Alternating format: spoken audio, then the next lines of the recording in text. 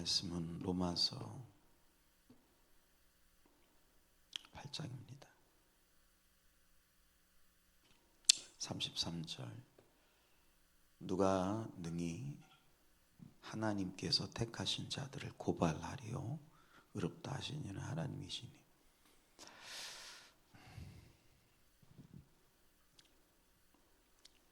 선택에 대한 이야기를 좀 먼저 나누려고 해요. 하나님이 우리를 택하셨다는 것은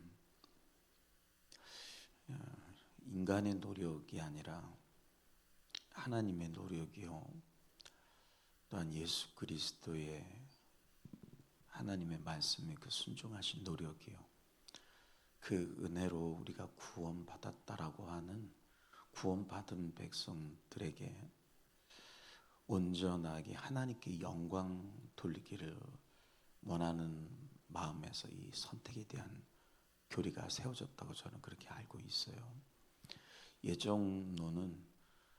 예정론이지 않으면 나의 노력, 그 나의 노력의 결과다라고 해서 궁극적으로 우리를 창조하신 하나님의 뜻인 하나님께 영광을 돌리는 삶에 방해가 됩니다. 실제적으로 이제 교회에서 예정론을 믿지 않는 교회들이 상당히 많습니다. 그래서 예정론을 믿지 않는 교회가 잘못됐다라고 얘기하기에는 굉장히 어려워요. 알미니안주의가 잘못됐다라고 이야기하면 그럼 정말 성경의 어떤 일부분을 갖다가 우리가 굉장히 다시 한번 심사숙고하고 고민해야 되는, 알미니안주의가 잘못됐다라고 이야기하면 어떤 것에 빠지게 되냐면 운명론에 빠지게 돼요. 그러니까 우리는 태어날 때부터 천국과 지옥에 갈 사람으로 결정돼 버렸다. 그래서 이 예정론을 따르시는 교회, 그리고 또 예정론을 따르는 성도들에게 그 운명론이 지배하게 되면서 실은 그것 때문에 교회가 굉장히 쇠퇴하게 되고, 실은 그것 때문에 교회가 실은 또 타락하게 되고, 그런 거 있잖아요. 어차피 나는 구원 받는데. 그래서 이 잘못된 예정론에 대한 생각들, 그 교리 때문에 실제적으로 교회가 교회답지 못하고, 교회가 아름답게 성장하지 못하고, 성장하는 성도들에게 방해가 된 것이 사실입니다. 분명하게 우리는 그 운명론에 대해서 우리가 좀 확실히 알아야 되는데, 운명론은 하나님께서 우리를 이 땅에 태어날 때부터 자칫 잘못하면 죽이시기로, 지옥에 보내기로 작정하였다라고 그렇게 자칫 잘못하면 이야기할 수도 있어요. 잠깐만요. 제가 체크를 했는데 이게 체크된 게 조금 이 부분은 이제 여러분에게 읽어드려야 돼서, 웨스트민스터 신앙고백서 제3장이라 이제 우리 장로교의 어떤 기원과 같은 거죠. 웨스트민스터 신앙고백서, 개혁신학의 기원과 같은 거죠. 물론 이제 기원이라고 완전하게 얘기할 수는 없는 게, 그 기원의 시작은 우리는 어거스틴에서부터 시작이 된다고 얘기하지만 정확하게 정착이 되고 개혁신학은 이런 것이다라고 이제 말하게 된 것이 이제 웨스트민스터, 영국 웨스트민스터에서 정말 오랜 기간 동안, 많은 시간 동안 그 회의를 통해서 이것이 하나님이 우리를 향하신 하나님 뜻이다라고 그렇게 결정된 것이 이제 웨스트민스터 신앙고백서인데, 하나님은 장차 일어날 모든 일을, 3장 1항이에요. 하나님은 장차 일어날 모든 일을 정하셨다. 운명론으로 이야기하지 않고요. 웨스트민스터 신앙고백서 보면 모든 일을 자유롭고 불변하게 작정하셨다. 그렇다고 해서 하나님이 죄의 조성자가 되시는 것은 아니며 피조물의 의지를 억압하시는 것도 아니고 이렇게 얘기합니다. 우리의 의지를 억압한다. 너희 의지는 필요 없어. 필요 없어. 내가 결정해서 운명론적으로 하나님께서 우리를 그렇게 부르셨다. 창조하셨다. 그건 아니라고 이제 이야기를 해요. 굉장히 어려운 부분이죠. 제2의 원인의 자유나 우발성이 제거되는 것이 아니라 오히려 자유나 이 우발성이 확립된다라고 웨스트민스터 신앙고백서 3장 1항은 그렇게 이야기를 합니다.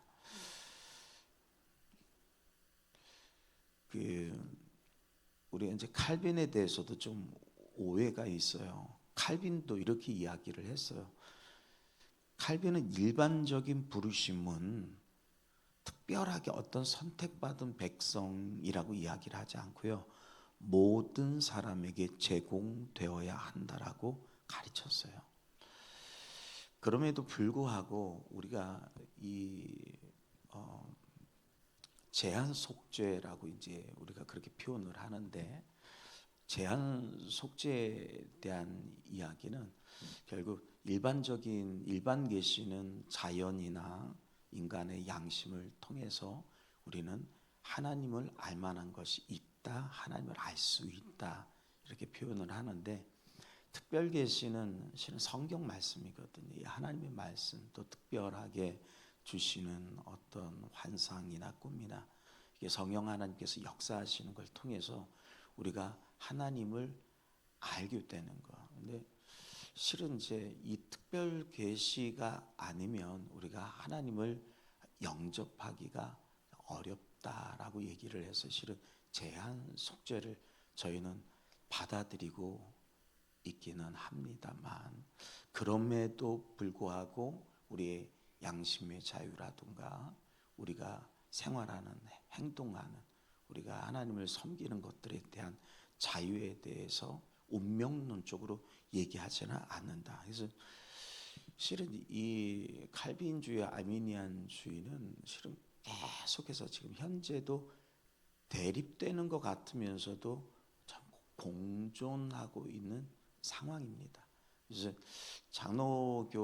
장로교회에서도요, 제가 알기로는 많은 부분이 이 알메니안주의에 대해서 어느 정도 수용을 하고 그렇게 가고 있지 않나. 존 웨슬레가 이 알메니안주의를 아마도 그래서 받아들일 수밖에 없지 않았나라고 저는 그렇게 생각을 하고요. 이제 로이드 존스 목사도 실은 동일하게 얘기를 합니다. 왜 우리가 오늘 이 말씀에서 오늘 주신 말씀이죠. 택하신 자들을 고발하리. 그래서 택하심 받은 백성에 대해서 이 부분을 왜 자꾸 운명론적으로 끌고 가느냐. 근데 이건 제가 신대원에서도 동일하게 이 부분 때문에 교수들을 통해서 동일하게 그렇게 공부하고 그렇게 또 듣고 또 그렇게 연구했던 부분이기도 합니다. 정확하게 택하신 자들이라고 얘기했기 때문에 우리의 입장에서는 하나님이 우리를 선택하심이 맞다라고 인정할 수밖에 없어요. 결과적으로 하나님께 영광을 돌려야 되기 때문에 그래요. 하지만 그 택하시는 그 과정에 대한 이야기를 우리는 오늘 좀 나눠야 돼요. 하나님이 어떻게 택하시고 택하시는 과정 속에서 누구를 선택하시느냐, 누구를 부르시느냐에 대한 이야기는요, 로이드 존스 목사가 칼빈에 대해서 이야기했듯이 실은 모든 만물입니다. 모든 사람이에요. 예수 그리스도의 십자가를 제한하기는 어려워요. 그 사랑을 제한하기는 어려워요. 하나님께서 운명론적으로 얘기를 해서 태어나자마자 너는 지옥이야 라고 얘기하면 사랑의 하나님에 대한 이야기를 우리는 안 할 수가 없잖아요. 하나님은 사랑 그 자체이십니다. 사랑 그 자체이신 하나님이 너는 태어날 때부터 너는 지옥에 갈 운명이야라고 이야기한다면, 그럼 우리가 믿는 하나님에 대해서 다시 한번 고민해야 되는 순간이 올 수밖에 없는 거예요. 그래서 우리는 이 부분이 실은 교단들이 아직도 좀 풀리지 않는 의문점, 그리고 숙제로 우리는 남아 있다라고 그렇게 이야기를 합니다. 저는 이제 개인적으로 여러 번 성도님들과 이 부분을 이야기를 했어요. 이 부분이 해결이 되지 않으면 우리의 행위가 무의미하거든요. 운명론적으로 얘기를 하면요, 맞습니다. 저는 운명론적으로 여러분 앞에 우리 교회는 뭐 잘 됩니다. 우리 성도들 잘 됩니다. 우리 교회는 부흥합니다. 이거는 운명론적으로 얘기한다기보다도 마음의 확신에 따른 고백으로 여러분이 들으셔야 돼요. 분명한 것은 하나님을 통해서 주시는 긍정의 힘이긴 합니다. 이런 긍정에 대한 이야기도 좀 이야기를 해야 되는데, 조엘 오스틴 목사의 긍정의 힘이라는 그 책을 통해서 일반인들까지도 많은 힘을 얻었다고 그래요. 저는 그 부분이 굉장히 긍정적이라고 생각을 합니다. 물론 조엘 오스틴 목사에 대해서 정말 딱 반으로 나눠지는 것 같아요. 굉장히 긍정으로 보시는 분들이 있고 굉장히 부정적으로 보시는 분들이 있고, 저는 하나님의 형상이 그 안에 있기 때문에 뭐라고 얘기하기는 어려울 것 같아요. 왜냐하면 그의 삶이 과정일 수도 있고, 또 그를 통해서 하나님이 하시고자 하는 것이 어떠한지 내가 모르는데 내가 함부로 판단하기는 참 어렵다라고 저는 그렇게 생각을 합니다만, 분명한 것은 참된 긍정이라는 것은 하나님이 긍정이시고 그 안에서 나오는 것이 긍정이지, 내가 긍정적인 생각을 한다고 해서 그게 긍정일 수는 없다. 전 이런 얘기를 여러분께 많이 했었어요. 우리 아이들을 여기 한 1000명 정도 우리 교회 아이들이 있다고 봅시다. 그 아이들에게 긍정의 힘을 심어줬어요. 자, 우리 나라를 위해서 너희들이 수고해야 되지 않겠니? 나중에 너희들이 모두 다 대통령이 되어서 나라를 위해서 헌신했으면 좋겠다. 1000명이 다 대통령이 될 수는 없다는 얘기입니다.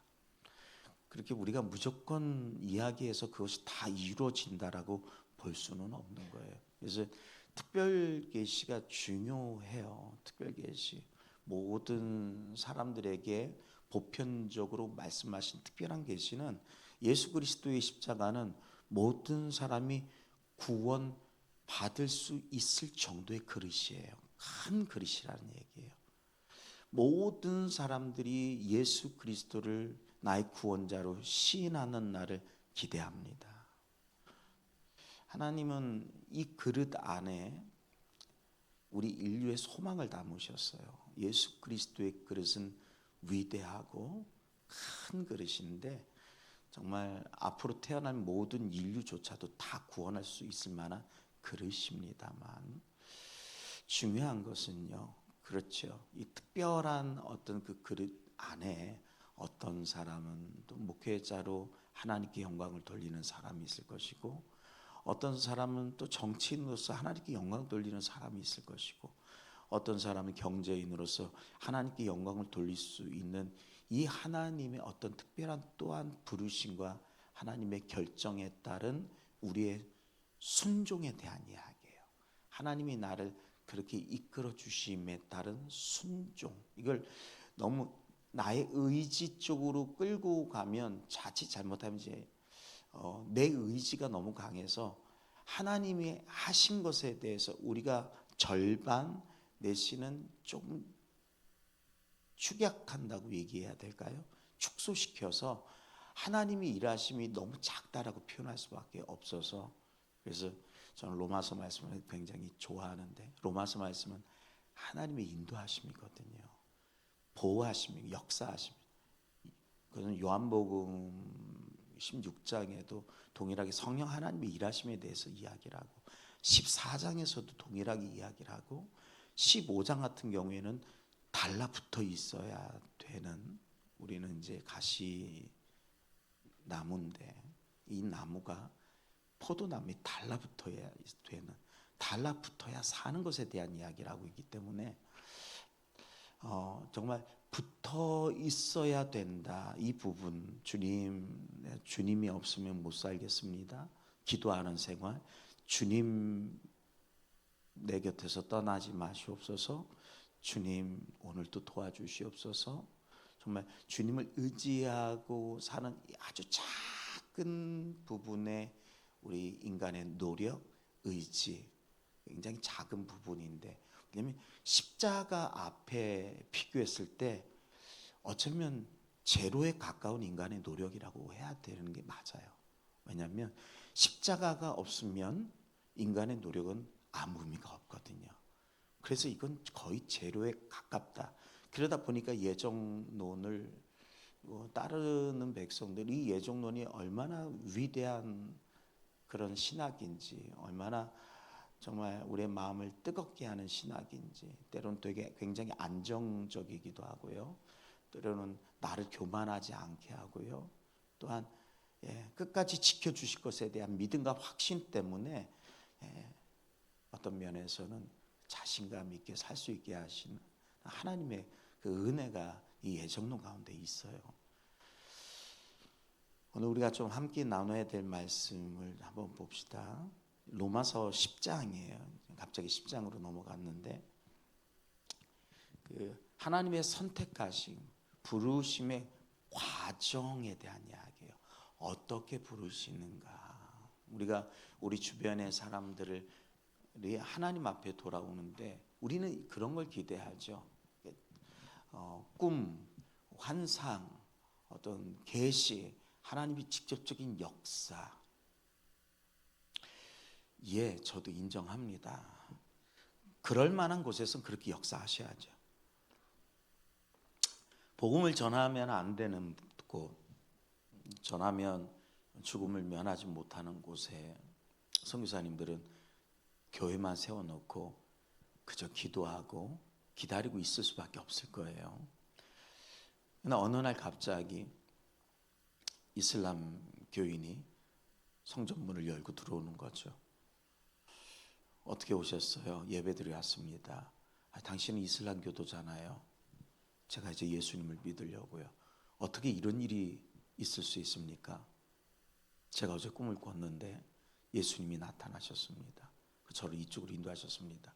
우리는 그런 얘기를 하면 굉장히 그 감동을 받아요. 그런 일들이 우리 주변에 있었으면 좋겠다. 근데 여기는, 대한민국은 자유민주주의 체제의 나라입니다. 여기는 복음을 전할 자유가 있고요, 복음을 들을 자유가 있어요. 또한 복음을 듣기 싫다라고 이야기할 수 있는 또 자유가 있어요. 맞습니다. 전하지 않을 자유도 있어요. 여기는 자유민주주의 국가예요. 하나님은 그 민족마다, 그 나라마다 하나님께 세우실 때에 그 나라의 법에 대해서 인정하라고 말씀하십니다. 그 나라의 법을 따르라고 말씀을 하세요. 마찬가지로 하나님은 대한민국의 법을 아시고요, 대한민국의 법 가운데서 우리를 살게 하세요. 우리가 대한민국 법에서 어긋나는 걸 원치 않으신다는 거예요. 우리가 성경을 좀 더 읽어보면 우리가 이 땅에서 자유롭게 평안하게 예배드리기를 원하십니다.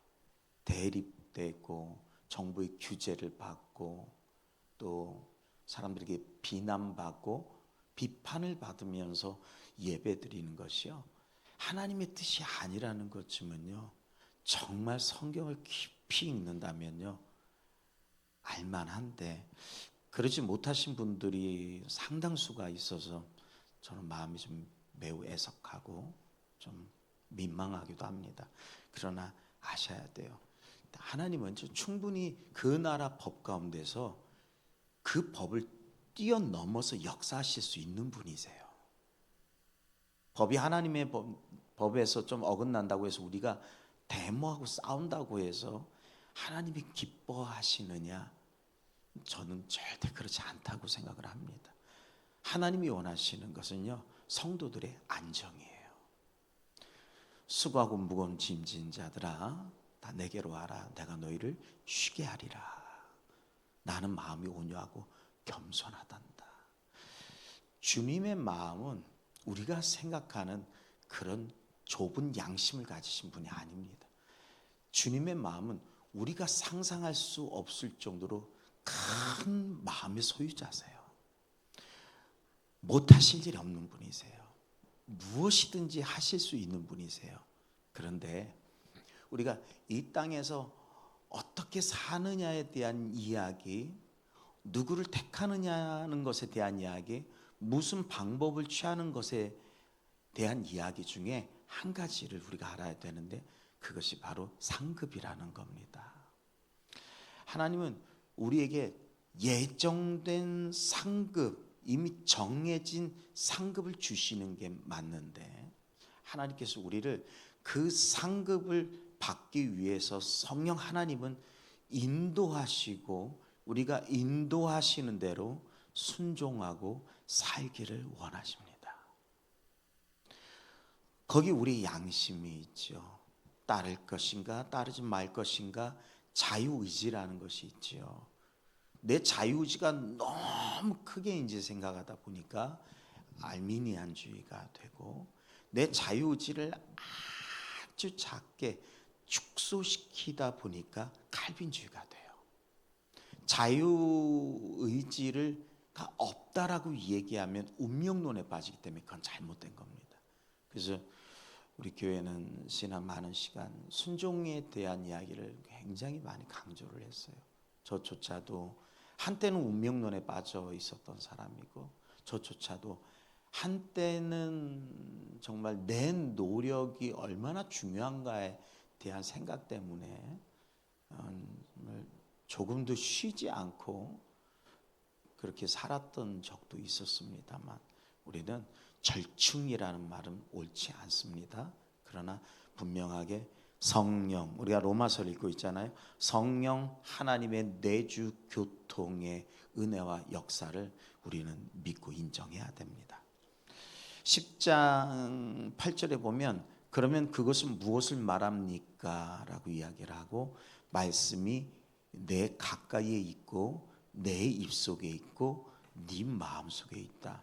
하나님이 우리에게 내 안에 내 속에 말씀이 있다. 나와 아주 가까운 곳에 있다.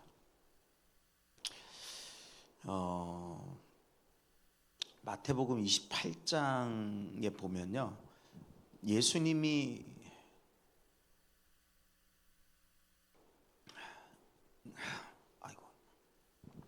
이제 제자들에게 이제 하시는 마지막 말씀이죠. 마지막 말씀들 중에 하나죠. 예수께서 나와 말씀하여 이르시되 하늘과 땅의 모든 권세를 내게 주셨다라고 이야기를 해요. 누가 가지셨다고요? 예, 하늘과 이 땅과 이 하늘, 이 지구의 모든 권세가 지금 예수님께 있다. 근데 우리는 삼위일체 하나님에 대한 우리는 생각이 있기 때문에 하나님의 것입니다. 하나님의 것입니다. 그런데 굳이 예수님에 대한 이야기를 하는 것은 당시에는 예수 그리스도가 하나님이라는 인식 자체가 없었어요. 그런 우리는 하는 예수님이 하나님이라는 것을 알지만 당시에는 예수 그리스도를 하나님이라고 얘기하면 이단 취급을 받았기 때문에 예수님은 이렇게 이야기하실 수밖에 없었다라고 저는 그렇게 합니다. 그래서 알려주시는 거예요. 예수님이 하나님이십니다.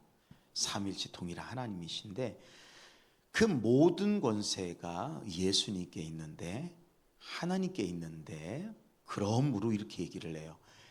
하나님이 운명론처럼 하나님께 달려 있으니 하나님이 하신다 라고 그렇게 이야기를 하고 있지 않다는 거예요. 그런데 우리는 하나님이 하신다라고 믿고 있단 말이에요. 너희는 가만히 있어. 나의 나 된 것을 너희는 알지어다. 시편 말씀에 가만히 있어. 네 몸을 나에게 맡겨라. 너의 생각을 나한테 맡겨라. 다르게 얘기하면 내가 말하면 너는 순종할지어다. 네가 먼저 움직이지 말고 내가 말할 때까지 기다려라. 내가 너를 이끌 것이다. 내가 너를 인도할 거야. 그때 너는 아멘하고 순종해라. 이렇게 얘기할 수 있는 거죠. 극단적으로 운명론에, 말 글자 하나 때문에 운명론에 우리가 빠지게 되면요, 오류가 많아요. 성경 전체에 대한 해석에 대해서 재해석이 들어가야 돼요. 우리가 믿고 있는 하나님에 대해서 재해석이 들어가야 되고요. 여러분이 이 자리에 올 때 저는 여러분이 하나님을 사랑하셔서 오셨다고 믿습니다. 또는 하나님이 없으면 저는 안 돼요. 전 주님이 없으면 안 돼요. 또 저 오늘 이 말씀 먹지 않으면 전 주님 뜻대로 살 자신이 없습니다. 약합니다. 또는 하나님 기대합니다. 오늘도 주님이 주신 은혜에 대해서 기대합니다. 우리 마음에 이 마음을 실은 하나님이 주신 거잖아요. 그래서 하나님이 하셨다라고 이야기를 하지만, 그런데 그 마음이 이제는 여러분의 것이 된 거예요. 거듭났다라고 표현을 할게요. 바뀌어버렸어요. 완전히 교체가 된 거예요. 예전에 내 마음이 아닌 거예요. 예전에는 주님을 사랑해서 주님 없이는 살 수가 없는 양심. 누가 나를 그렇게 거듭나게 하셨어요? 하나님이 하셨어요. 운명론이 아니라 하나님이 역사하셨어요. 새로운 양심이 생겼고요. 어찌 보면 새로운 자유의지가 생겼어요.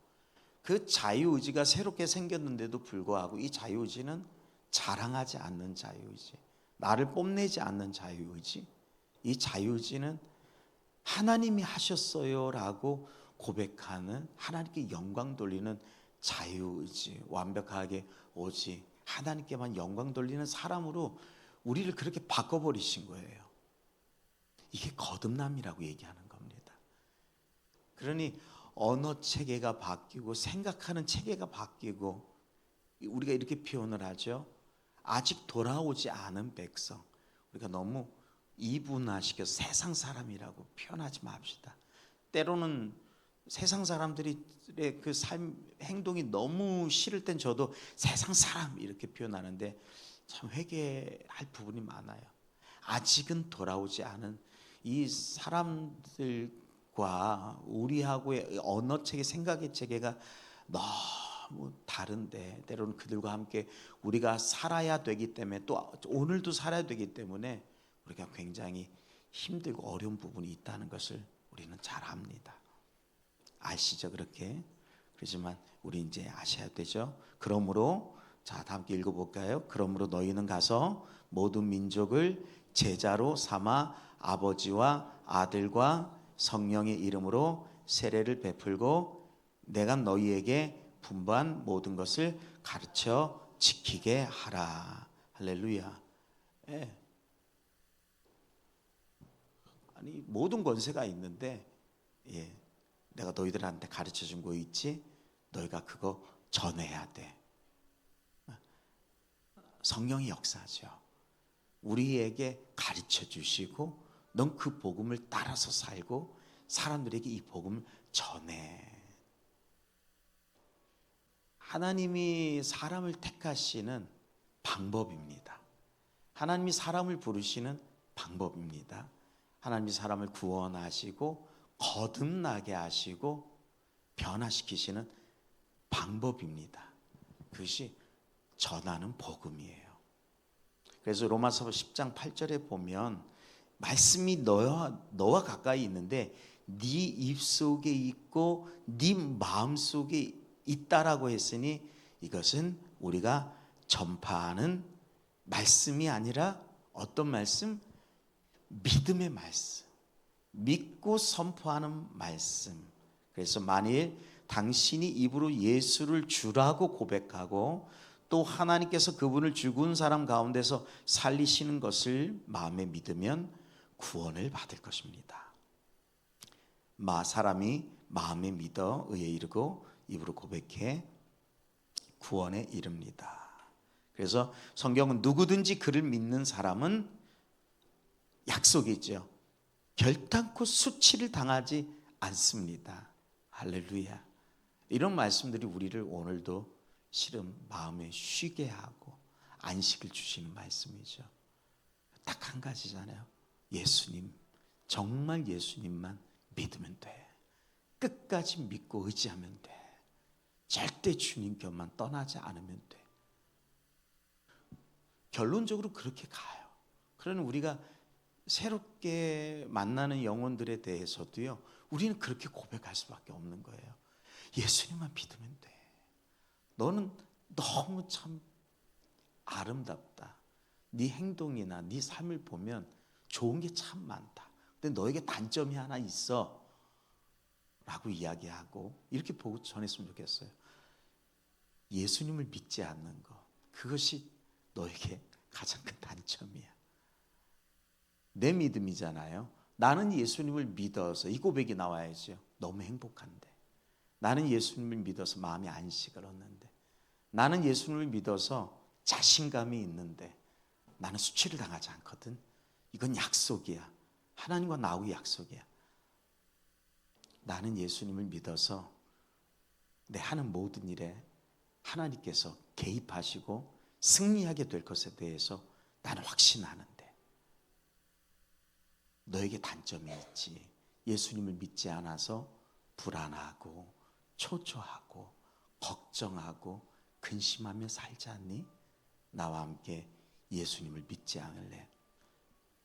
사랑하는 성도 여러분, 예정론이 운명론으로 가지 않게 합시다. 하나님의 예정에는요, 우리가 마음이 예수님을 믿고 사람들 앞에 이 복음을 전해야 된다는 이 당위성을 포함을 해요. 반드시요. 전하지 않는데 누가 이 복음을 듣겠습니까? 전하지 않는데 누가 하나님을 마음이 영접할 수 있겠습니까? 그리고 전하여졌을 때 우리의 입술이, 우리가 주일날 설교했잖아요. 사람을 살리기도 하고 죽이기도 한다니까요. 예수 그리스도를 전하십시오. 살리게 될 겁니다. 그리스도 예수 외에 다른 걸 전하지 마십시오. 다른 것으로는 결코 살릴 수가 없습니다. 예수님만 전하십시오. 그분을 믿게 하십시오. 그러면 그 사람들이 살아나게 될 줄로 믿습니다.